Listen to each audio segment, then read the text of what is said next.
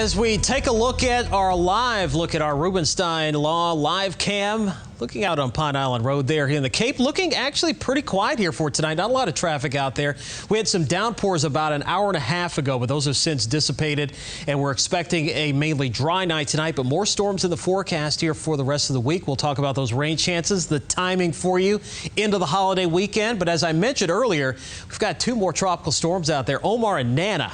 We're getting to the point now where we've got so many of these names now. We're probably going to get to the Greek alphabet, believe it or not, considering the way things have been going so far this season. But this is Omar encountering some upper level shear. You can see how the clouds are kind of blowing off in this direction here. So the upper level winds are really chopping into this thing. So it barely became a tropical storm this afternoon.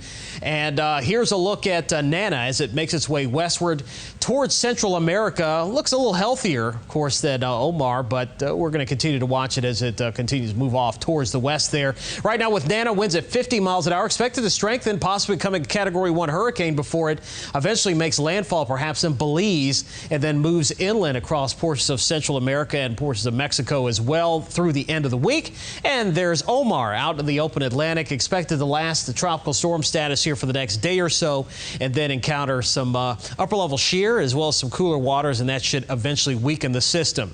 We're watching a couple more out here. Trust me, they're there. There's a tropical wave located just off to the just below the 20 to 30% mark there, but you can see it is right there. Finally, they pop up, and there it is right there.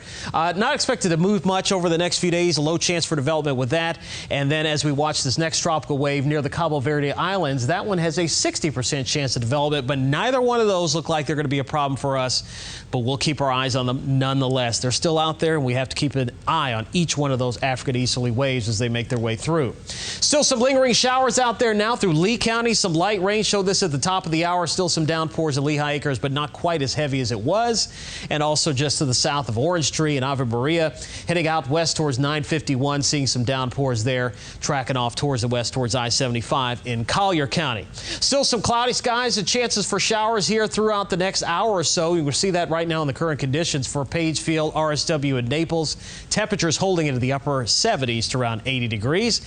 So tomorrow morning we'll start off dry, very similar to the past several mornings. We're really not going to see much change in the weather from day to day here for the rest of the week because we're back into that easterly flow. And what does that mean for us? Storms are skewed more towards the latter part of the day like we saw today. We're going to see that again tomorrow. You can see how the storms now are moving from east to west, and that is all as a result of the Bermuda High building in and lifting northward, and that easterly flow again will keep all the storms mainly over on the west coast, I should say, during the late afternoon and evening. You can see that for Wednesday, storms flaring up tomorrow afternoon, pushing offshore, and then we'll see the same thing again on Thursday, storms firing up, moving from east to west across the region, and the best chances, though, near the coast, just right before sunset, perhaps a little bit after that. So tonight's forecast, partly cloudy once we get rid of the few showers that are out there now. 95 expected for tomorrow, heat index topping 100 with scattered afternoon and evening storms for your Wednesday. Seas running 2 feet or less, your Ingman Marine forecast with a northwest wind 5 to 10 knots and a few afternoon and evening storms. Staying hot through the end of the week and into the holiday weekend.